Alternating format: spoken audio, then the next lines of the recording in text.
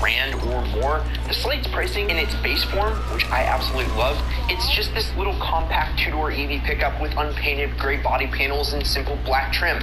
This minimalistic design keeps production costs low and serves as a blank slate, get it, for customization. It may be small, but its 5-foot bed can hold a standard sheet of plywood with the tailgate down, proving that you don't need a giant truck to get that little job done. So how does the Slate actually pull this all off? By completely rethinking how a truck is built in color, like the old Saturns. And there's no complex list of trim levels. In fact, Slate builds just one version of the truck with 0 factory options, which massively simplifies assembly and cuts cost. No paint shop, no stamping, no giant metal panels. Those costly steps are all eliminated, like Squid Games.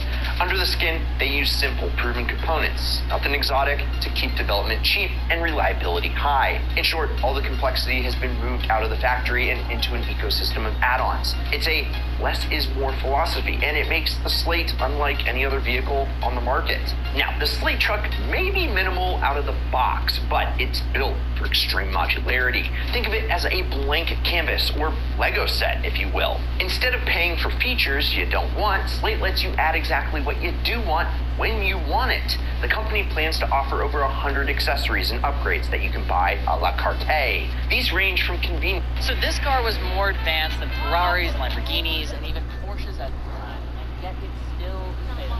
This is the 3000 GT VR4. The 3-liter electronically fuel-injected engine had 2 turbos, electronically controlled suspension, and active aero on the front and back. But as fast as Mitsubishi promoted all this wild tech, they discontinued it. So why? Unlike the competition, like the Supra, the 3000 GT was built to the power it pushed, and it was heavier than a tanker. The Supra and Skyline, albeit both very heavy in their own ways, were built like bricks and could handle anything thrown at it, while the VR4 struggled to keep up with any modifications. The VR4 would only last during the 90s, and even though it's one of the best looking Japanese sports cars of all time, buying one nowadays is a bit of a dangerous play if you don't know what you're doing. I'm Alex Martini. Share this with a friend that has a 3K, and don't forget to follow us for breakdown for more iconic cars.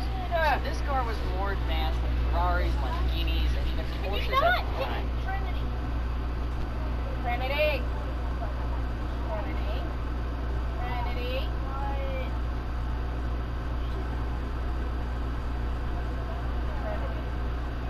Trinity.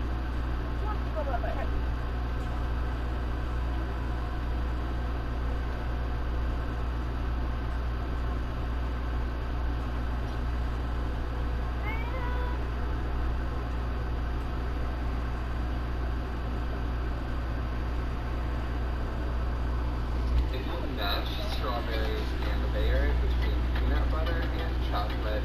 Do you remember this Nissan-based supercar clone?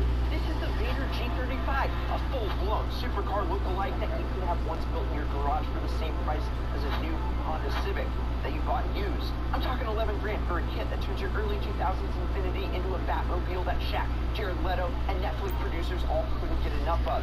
It was the DIY supercar fantasy. But that was back then.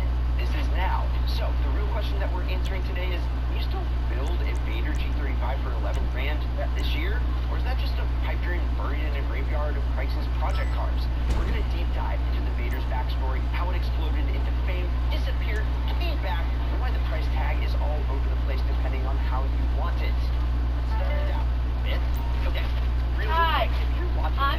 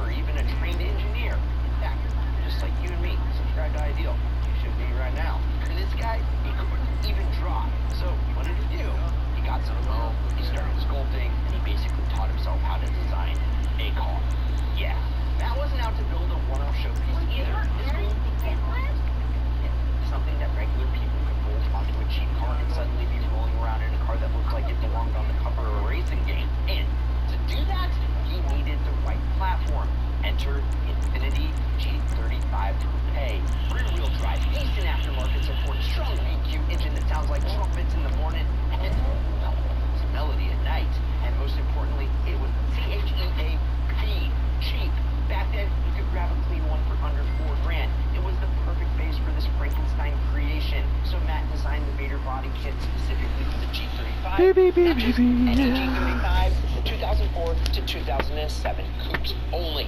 That was the sweet spot. The bones were solid, the shape was right, the price was unbeatable. By the time that he launched the first kits, word spread fast. This wasn't just another body kit with some flares and vents. You could not tell that it was an Infiniti underneath. Aggressive lines, wide stance, and an unmistakable presence that screamed, money! Even if you built it in your garage. When my buddy called me up and said, yo, Brad, did you know that you could build a supercar for 11 grand? I said, no, there's no way. He said, yeah, the Vader G35, baby. Anyway, when people first heard you could build a car that looked like that for just 11 grand, they did not believe it.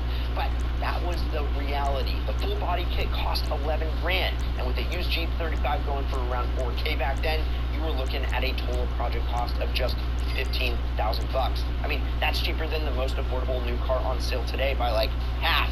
And this wasn't some under the radar secret either. The Vader started popping up